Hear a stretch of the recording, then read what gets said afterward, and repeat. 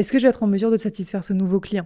Est-ce que j'ai les compétences pour porter ce nouveau projet? C'est autant de questions qu'on peut se poser en tant qu'entrepreneur. Et ces pensées négatives que tu peux avoir, elles révèlent une seule chose, que tu manques de légitimité, tu manques de crédibilité. Mais pas aux yeux des autres, à tes propres yeux. Tu te juges toi-même, tu penses toi-même ne pas avoir les compétences pour atteindre un certain objectif. Alors comment te sentir compétent dans ton métier? Comment être à l'aise devant tes clients? Comment signer des contrats sans te dire mais est-ce que en fait je vais arriver à pouvoir satisfaire mes clients? Bref, comment se sentir légitime et dépasser ce syndrome de l'imposteur. Dans cet épisode, je t'explique pourquoi tu vis ce syndrome de l'imposteur et surtout, je te donne une montagne de clés pour arriver à le dépasser et être beaucoup plus serein, te sentir beaucoup plus légitime dans ton quotidien d'entrepreneuse. Prête à faire de tes ambitions ta nouvelle réalité? Bienvenue sur Ambitieuse, le podcast des femmes entrepreneuses à la tête remplie de projets et à la volonté débordante. Je suis Hélène, coach mindset et entrepreneuse au projet toujours plus grand.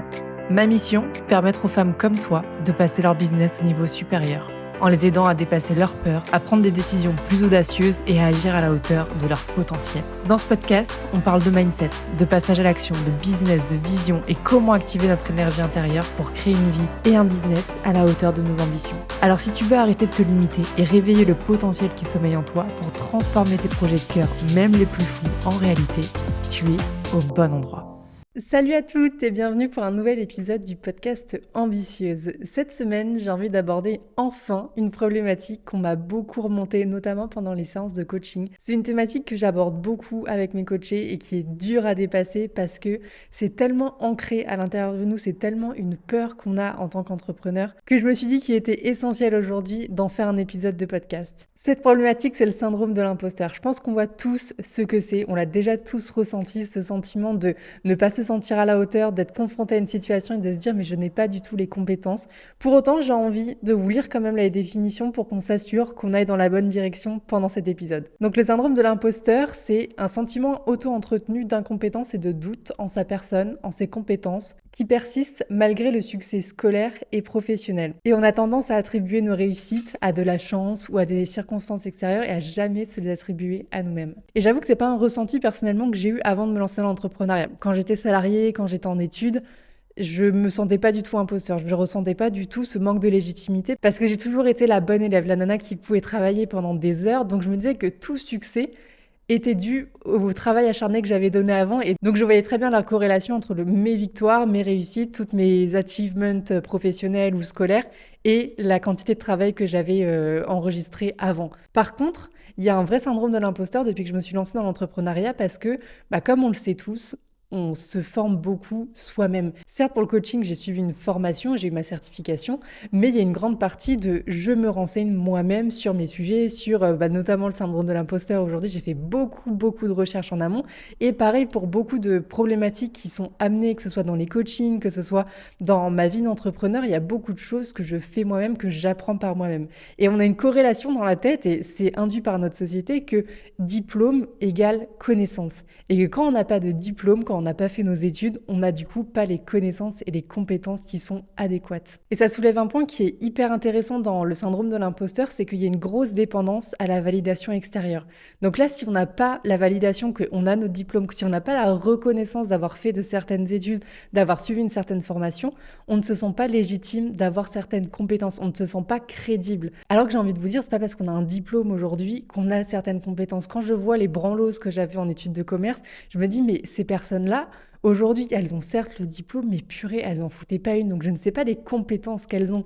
Pour autant, aujourd'hui, moi qui me forme sur divers sujets en termes de coaching, qui me renseigne, qui lit plein de bouquins, qui regarde plein de trucs, je me sens beaucoup plus légitime, j'ai le sentiment d'avoir beaucoup plus de compétences alors que je n'ai pas suivi une vraie formation sur ces domaines-là, sur ces sujets précisément. Mais de manière générale, le syndrome de l'imposteur, il peut se manifester de deux manières précisément. C'est soit on va dans un premier temps louper les opportunités qui se présentent à nous parce qu'on ne se sent pas légitime, on ne se sent pas compétent. J'avoue que là, c'est pas forcément quelque chose dans lequel moi je me retrouve. J'ai plus tendance aller dans la deuxième option, c'est le fait de voir une opportunité qui se présente à moi, me dire let's go, on y va, de pas douter de mes compétences à ce moment-là et à un moment, durant le process, de me dire waouh, mais pourquoi en fait? Genre, est-ce que vraiment j'ai les compétences? Est-ce que vraiment je suis à la hauteur? Je pense que nous, en tant qu'entrepreneuses et surtout entrepreneuses ambitieuses, on est plutôt dans le deuxième cas. Vous me direz si vous vous sentez concerné plutôt par ce deuxième cas, mais je pense qu'on a tendance à limite on a l'ego qui drive un petit peu et on se dit non mais c'est bon, c'est une opportunité de ouf, je verrai après les conséquences de mes actes et de mes choix, mais on verra. Et donc on se lance dans le truc et à un moment on se dit mais attends, pourquoi en fait? Genre il y a un doute, il y a du doute qui revient à ce moment-là et on se dit mais est-ce que j'ai pris la bonne décision? Genre est-ce que je vais pas m'humilier? Est-ce que je vais pas la personne en face de moi va pas se rendre compte en fait je suis une grosse fraude. Et c'est dingue de se dire que c'est toujours vis-à-vis de l'autre qu'on doute. C'est cette personne peut penser ça de moi, cette personne va se rendre compte que je n'ai pas assez de compétences, que je ne suis pas assez experte dans mon domaine et va penser ça. Alors que la personne en face de nous, elle ne pense rien. La seule personne qui doute de nous, c'est nous-mêmes.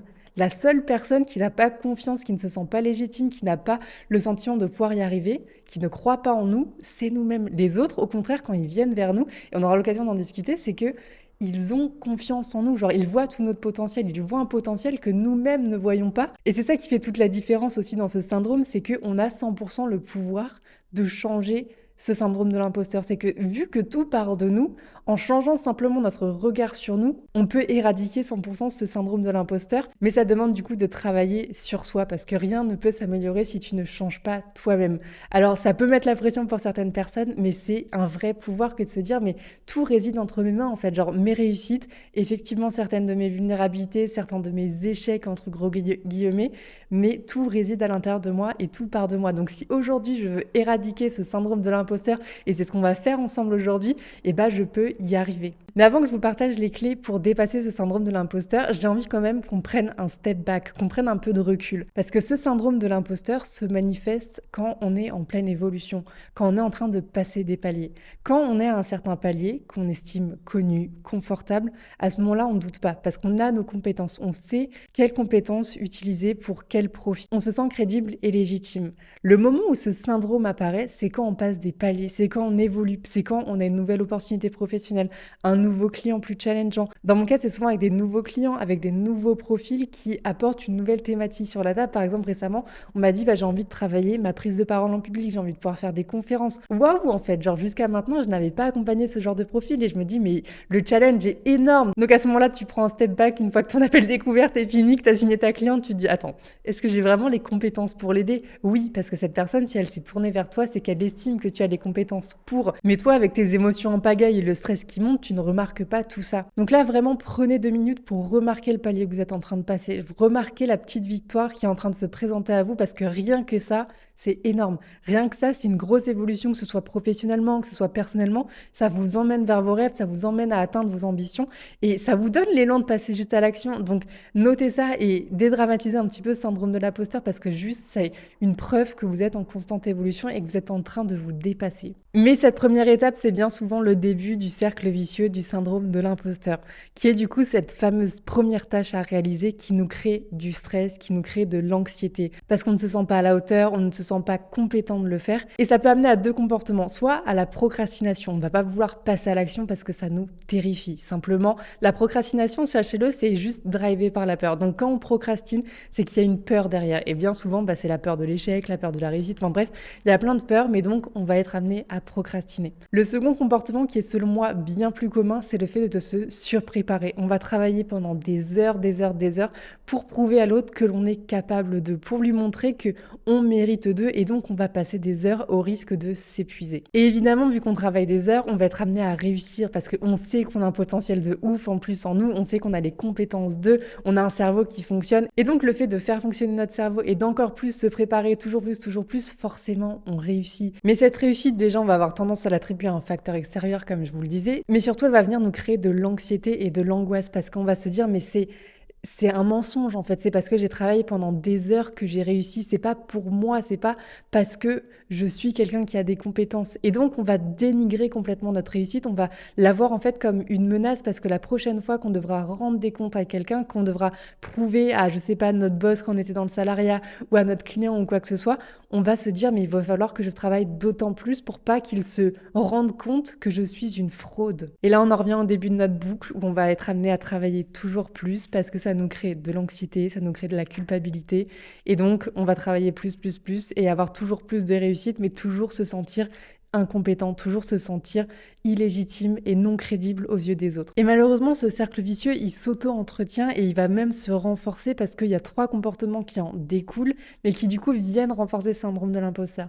La première, c'est directement lié à notre identité. On ne fait pas de reset régulier de notre identité, on n'a pas le réflexe de venir prendre du recul et de se dire « Ok, en fait, j'ai accompli ça, j'ai évolué en l'espace de 2 semaines, 3 semaines, 1 mois, 6 mois. » On ne constate pas l'évolution qu'on a eue parce qu'on est tellement pris dans ce cercle de la performance qu'on ne prend pas de recul. On est toujours à faire des actions externes à nous, on est toujours à être dans la performance mais extérieure et on prend très peu de temps pour revenir à soi et pour voir toute l'évolution qu'on a parcourue au cours de ces derniers mois. Parce que tous les nouveaux apprentissages qu'on a fait, toutes les compétences, les connaissances qu'on a acquéries ou même les nouvelles opportunités qui se sont présentées à nous, qu'on a réussi haut la main, on ne prend pas le temps de se rendre compte qu'en fait, entre la toute première opportunité qu'on a eue, les toutes premières connaissances, genre vraiment notre point de départ et aujourd'hui où on en est, on n'a pas pris le temps de prendre du recul et de se dire « Attends, mais en fait, j'ai évolué ». Et ce gap entre qui est-ce qu'on pense être et qui on est réellement à l'intérieur de nous, comment on se perçoit et qui on est réellement, ça crée une dissociation. On ne sait plus vraiment qui on est, on va agir à la hauteur de la petite identité qu'on avait avant, alors qu'on est capable de faire beaucoup plus de choses. Et c'est pour ça que en agissant comme la petite version de nous, on voit les opportunités qui se présentent à nous, genre qui sont beaucoup plus conséquentes parce on a monté en compétence, parce qu'on est aujourd'hui genre une version évoluée, un Pokémon rare évolué de nous-mêmes. On va voir ces opportunités comme trop impressionnantes vis-à-vis de nous et on va carrément genre flipper et on va renforcer ce syndrome de l'imposteur encore une fois. Et à long terme, ça va avoir vraiment des conséquences de fou parce qu'on reste dans la petite identité de je peux générer que 3 000 € par mois, je peux accompagner que ces profils clients, je peux faire que ça. Alors qu'en réalité, on est capable de 10 fois plus, mais juste qu'on n'a pas conscience de ça. Alors imaginez si pendant 1 an, on reste dans la petite identité que on pense être, genre la personne comme on se perçoit, comme le petit beginner là qu'on pense être. Imaginez les répercussions sur notre business. Ce syndrome, il est directement renforcé aussi par notre manque de confiance en nous et surtout notre manque de confiance en nos compétences. Et c'est particulièrement présent chez nous les femmes. Combien de fois, avant de saisir une opportunité ou même dans le salariat, je trouvais que c'était assez parlant, c'était de se dire il faut que j'ai l'ensemble des critères de l'offre, il faut que je remplisse tous les critères avant de pouvoir juste oser postuler à ce nouveau job. Alors que les hommes, eux, au contraire, s'ils ont 60% des points de qualification, ils vont se dire ok, j'y vais. Et donc ce manque de confiance en nos compétences et en plus le fait que de nous-mêmes venir amoindrir nos compétences, ça fait qu'on passe jamais à l'action, ça fait qu'on s'estime jamais assez légitime pour saisir une nouvelle opportunité. Parce qu'on va venir sous-estimer nos zones de génie, on va venir sous-estimer nos compétences, on va tellement se dire mais en fait tout le monde a les mêmes, genre je ne suis pas extraordinaire pour autant, genre ma voisine a les mêmes, cette personne, mon concurrent a les mêmes et en fait genre je ne suis pas unique alors que si en fait. Si genre tu as des compétences qui te sont propres, tu as tes zones de génie, mais ça demande de mettre le doigt dessus. Et le troisième problème qui en découle, c'est toujours en termes de personnalité, c'est qu'on va dissocier la personne qui réussit de nous-mêmes. On va se dire qu'en fait, c'est un rôle qu'on joue qui nous permet d'atteindre ses objectifs, qui nous permet de réussir, qui nous permet d'être dans la reconnaissance et la validation des autres, mais que ce n'est pas nous-mêmes. Alors qu'en réalité, vous ne faites qu'une seule et même personne. Mais c'est au point où on va se dire, mais il faut que je rentre dans ce personnage-là, tant que je ne suis pas ce personnage, que je ne rentre pas dans ce rôle-là, je ne peux pas réussir. Et donc, il y a un sentiment d'insatisfaction constante. Comment voulez-vous avoir une bonne estime de vous-même si vous-même, quand vous vous regardez, vous vous dites, je suis pas assez, en fait, genre, il faut que je sois cette personne-là, pour réussir, genre pour avoir de la valeur aux yeux des autres. Et donc le manque de légitimité vient d'autant plus renforcer ce syndrome de l'imposteur. Alors comment on fait concrètement pour dépasser ce syndrome de l'imposteur, maintenant qu'on a très bien compris comment ça se manifestait, qu'est-ce qui venait le renforcer, comment on fait pour s'en sortir? La première étape, c'est déjà de se rendre compte que c'est une déformation de la réalité dans laquelle on est. On a nos croyances à l'intérieur de notre tête qui viennent complètement bouleverser et changer notre perception de la réalité. La réalité, c'est pas les autres nous critiquent, les autres vont douter de notre compétence, c'est seulement nous-mêmes. Alors viens clairement mettre le doigt sur ces croyances-là. Moi, par exemple, en coaching, de temps en temps, quand je me retrouve avec cette cliente qui me parlait de vouloir prendre la parole dans des conférences et que je me suis retrouvée à me dire mais je ne suis pas capable en fait, genre je n'ai pas les compétences. Moi-même, j'ai très rarement pris la parole en public. Est-ce que je vais pouvoir l'aider ? Mais oui, parce que tout le monde a les mêmes peurs et juste à des degrés différents en fonction de l'évolution de ton business. Plus tu vas évoluer, plus ces peurs vont être importantes si tu ne les traites pas. Alors traiter la peur de prise de parole en public, la peur d'être vu, la peur d'être reconnu, que ce soit en début de carrière ou que ce soit après des années d'expérience dans l'entrepreneuriat, c'est la même chose. Donc oui, en fait, j'ai les capacités d'eux, c'est juste que le challenge me semble plus important parce que la personne en face de moi est plus impressionnante, a l'air d'avoir plus d'enjeux, mais foncièrement, oui, j'ai les compétences pour le faire. Et j'ai envie de te dire, même ton petit ego, vaut mieux le laisser au placard à ce moment-là parce que accepte d'être imparfait, accepte de ne pas avoir besoin d'avoir toutes les compétences pour te sentir légitime. Parce que laisse-moi te dire que tous les coachs sportifs, il y en a très peu qui ont été des anciens champions. Tous les psys n'ont pas traité tous leurs problèmes. Tous les coachs n'ont pas résolu toutes leurs peurs. Donc n'attends pas toi-même d'être parfait, d'avoir résolu tous tes problèmes pour te lancer parce que ça n'arrivera jamais. Tu auras toujours des problèmes qui arriveront. Tu auras toujours meilleur que toi sur le marché. Tu auras toujours d'autres compétences à acquérir. Alors si tu attends d'avoir tout ça pour te lancer, laisse-moi te dire que tu ne te lanceras jamais. Alors je suis pas favorable en général de s'appuyer sur les autres pour traiter nos problèmes, mais j'avoue que là dans le cadre du syndrome de l'imposteur, c'est plutôt nécessaire aussi. Ça peut être un vrai atout. Parce que comme on l'a compris, le syndrome de l'imposteur, c'est directement lié au besoin de validation par les autres, à l'approbation des autres, à leur regard sur nous. Donc là où ça peut être intéressant de se confronter à leur regard dans un premier temps, c'est de se demander ce qu'ils voient. On voit chez les autres toutes leurs compétences, tous leurs atouts, toutes les choses qui font d'eux qu'ils sont uniques. Quand on rencontre quelqu'un, on peut être impressionné par son aura, par son éloquence, par sa prise de parole, par l'encyclopédie qui est dans sa tête. Bref, on voit chez les autres des choses que eux-mêmes ne voient pas. Parce que quand tu leur en parles, tu leur dis mais purée, t'es trop impressionnant, ça m'a trop inspiré, t'es trop fort là-dedans. Directement, eux vont être un peu sur la défensive en mode ah bah non, pareil, le syndrome de l'imposteur, non mais non, c'est rien, nanana. On va avoir tendance à minimiser qui l'on est et tous nos atouts. Et nous, c'est exactement la même chose. C'est pas parce que les autres le font que nous ne le faisons pas. Nous, c'est exactement la même chose. Est-ce que vous êtes déjà demandé quelles sont les choses que les autres voient chez vous, que vous-même, vous ne voyez pas chez vous ? Par exemple, quand moi j'ai lancé le podcast, c'est quand je me suis lancée en coaching, j'étais là, mais quels sont les atouts sur lesquels je peux m'appuyer qui font une vraie différence quand je rencontre des gens, quand j'échange avec eux ? Et à chaque fois, on me disait, c'est ta capacité d'écoute et c'est ton non-jugement. Et jusqu'à présent, je m'en étais pas du tout rendu compte. Genre pour moi, limite, c'était un acquis. J'étais en mode, mais tout le monde est comme ça en fait. Tout le monde est sans jugement quand on discute. En fait, pas du tout. Genre c'est vraiment des propriétés, des atouts, des forces que tout le monde n'a pas parce que beaucoup de gens sont dans la critique. Beaucoup de gens préfèrent émettre leur avis plutôt que écouter la personne en face d'elle. Mais sans avoir eu le retour de mes proches, le retour de mes amis, le retour des personnes que je rencontrais, je ne me serais pas rendu compte de ça. Alors laisse-moi te demander quelle est la chose, quelles sont toutes les compétences que tu ne vois pas chez toi, mais qui sont flagrantes aux yeux des autres. Et je sais que c'est très dur de répondre à cette question soi-même, alors va poser la question aux personnes qui t'entourent, à ton entourage, connu ou moins connu, mais commence à avoir justement leur retour pour savoir comment ils te perçoivent. Et il y a d'ailleurs un exercice que j'ai adoré, que je mets en place de temps en temps dans des ateliers collectifs, et c'est l'exercice des post-it. En gros, quand tu es dans un nouveau groupe, par exemple dans le cadre d'une retraite ou d'un atelier, c'est intéressant d'écrire sur des post-it comment tu perçois la personne. L'intérêt, c'est de venir poser sur des post-it toutes les choses que tu remarques chez l'autre personne. En fait, ce qu'elle t'inspire. Et ce qui est marrant, c'est que ça peut être hyper ambivalent. On peut inspirer la douceur pour certaines personnes et inspirer complètement l'énergie et le charisme pour d'autres personnes. Et c'est hyper intéressant de faire cet exercice parce qu'on se rend compte qu'on est tout, en fait. On est des polarités énorme. On est autant doux que énergique. Donc vraiment, je t'invite à aller te confronter à comment les autres se perçoivent parce que tu vas être étonné de ce qui peut en ressortir. Et c'est d'autant plus intéressant que nous, en tant qu'entrepreneuses, on est très rarement confrontés au feedback. Et c'est ça aussi qui vient renforcer notre syndrome de l'imposteur, c'est qu'on ne sait pas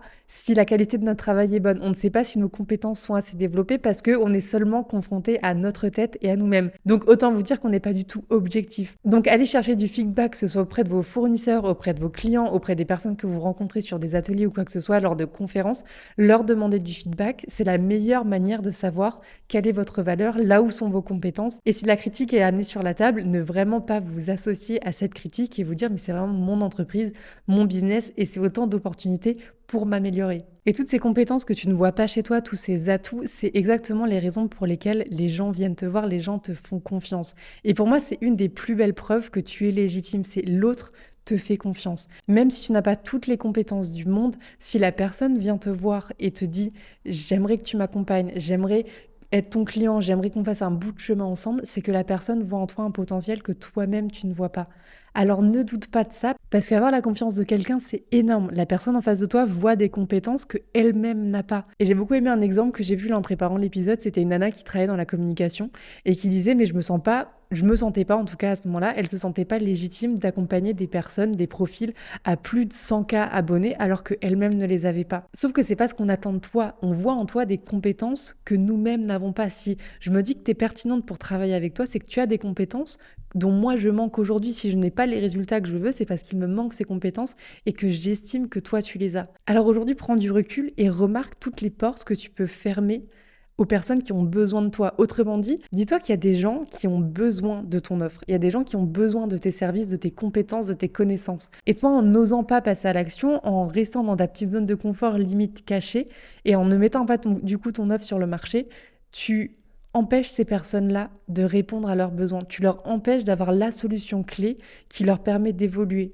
Alors, est-ce que tu es prêt à toutes ces personnes qui t'attendent, leur claquer la porte au nez et leur dire, mais en fait, non, genre, parce que j'ai peur, parce que je me sens pas légitime, je me sens pas crédible, je ne vais pas vous offrir ce dont vous avez besoin. En fait, c'est ça, moi vraiment, c'est ça qui me met une claque à chaque fois, c'est de me dire, c'est si je ne me mets pas sur le marché, si je ne me mets pas en avant, je permets pas à d'autres personnes qui ont besoin de mes services de progresser. Je ne réponds pas à leurs besoins et c'est comme si toute leur vie, ils pouvaient rester dans leur mal-être, ils pouvaient rester frustrés de ne pas arriver à mettre en avant leur entreprise dans la direction qu'ils le voulaient, genre à faire exploser comme elles le voulaient les nanas. Et est-ce que je suis prête à assumer ces choix-là et ces conséquences-là? Non, parce que j'ai tellement envie que chacune puisse vivre de son business et avec sérénité, avec confiance et se lever le matin sans que ce soit un poids, que je me dis mais il faut que je sois sur le marché pour aider ces personnes-là.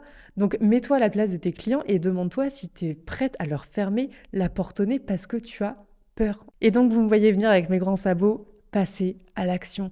L'action, c'est le meilleur remède au doute. Parce que plus tu doutes, plus tu passes à l'action et plus tu fais de progrès, plus tu te rends fier, plus ton estime de toi et ta confiance en toi augmente aussi. Et surtout, c'est par l'action que tu vas gagner en expertise. C'est pas en restant derrière ton ordinateur à te former, à lire 75 livres que tu vas gagner en expertise. L'expertise s'acquiert par la pratique. Personnellement, je pouvais lire autant de bouquins que je voulais, regarder autant de personnes, coacher d'autres personnes que je voulais. Tant que je m'étais pas confrontée moi-même à coacher du monde et de plus en plus, je n'ai pas gagné en légitimité. Et c'est à force d'accumuler toutes ces petites victoires, à force de me dire, mais attends, j'ai moi-même généré ce changement chez la personne, genre je l'ai aidé moi, en lui posant mes questions, à générer ce changement-là, à générer cette transformation, cette prise de conscience. Waouh, en fait, notre cerveau aime les preuves. Donc notre cerveau, plus tu lui prouves que tu es capable de, genre plus tu lui fais une montagne de preuves que en fait, tu as raison d'aller dans cette direction parce que tu es capable de, c'est ça ton identité, c'est ça ta nouvelle identité, plus il va être en mode, bah ok, on y va, en fait, il n'y a pas de danger. Mais tant qu'il reste dans ses projections de se dire, bah un jour peut-être je serai un bon coach et que tu n'as toujours pas testé, tu vois toujours le danger quelque part. Tu vois toujours la chose comme une montagne où tu te dis mais ça demande un travail fou, je ne suis pas à la hauteur, je ne suis pas assez crédible. Non, quand tu ne te sens pas assez crédible, tu vas tester. Tu vas tester ton offre, tu vas te tester, tu vas chercher des cobayes, mais tu essayes quelque chose, tu récupères du feedback parce que à travers le feedback des autres, tu progresses et surtout, toi, tu gagnes en crédibilité à tes propres yeux. Genre, tu te testes et tu te dis, mais en fait, je suis capable de, genre, je peux y arriver. Genre, toutes les peurs que j'avais de base dans ma tête, c'est que des projections. Donc, en fait, je peux y arriver et j'en suis capable parce que je l'ai déjà fait et je l'ai fait plein de fois. Et donc, à chaque fois, je continue de me renforcer, je gagne en aisance, je vois que je progresse et il n'y a rien de plus satisfaisant. Et on arrive du coup à la dernière étape, c'est noter tes victoires. Celle-là, c'est vraiment ma préférée, je pense, après l'action, évidemment.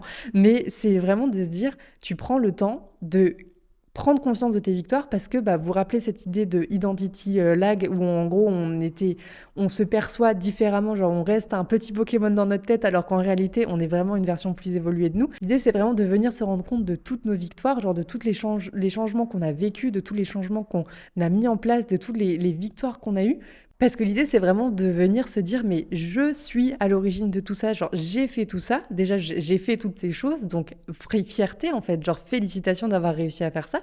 Et surtout, j'ai réussi haut la main.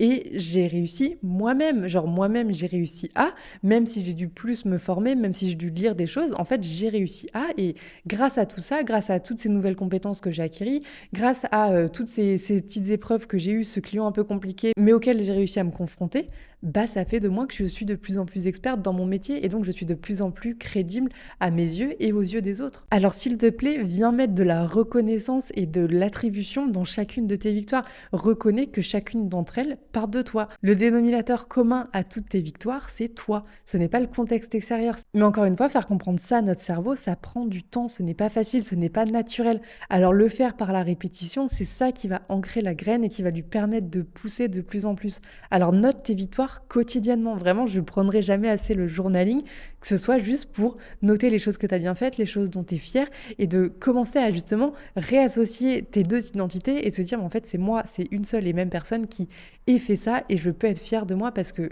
j'ai toutes les capacités pour le faire, genre je l'ai fait plein de fois, je le fais encore aujourd'hui, je vais le faire à l'avenir et c'est pas parce qu'une nouvelle opportunité se présente à moi que je n'ai pas les compétences pour. Peut-être qu'il va falloir te former d'autant plus, peut-être qu'à l'heure actuelle, tu ne disposes pas des compétences 100% pour arriver à atteindre un certain objectif, mais c'est ok, parce que tu es aussi quelqu'un qui sait te former, tu es quelqu'un qui apprend par lui-même, tu l'as déjà fait 1000 fois par le futur, alors crois en toi. Si tu dois passer du temps à lire 2 prochains bouquins, si tu dois passer du temps à te former, si tu dois passer du temps à quoi que ce soit, fais-le parce que tu en es capable et ça t'amènera à ton objectif final. Donc tout s'acquiert, mais pas parce que tu manques de crédibilité ou de légitimité, mais parce que tu as un cerveau qui est capable d'apprendre 1000 fois plus de choses que la moyenne, qui est capable d'apprendre beaucoup plus vite.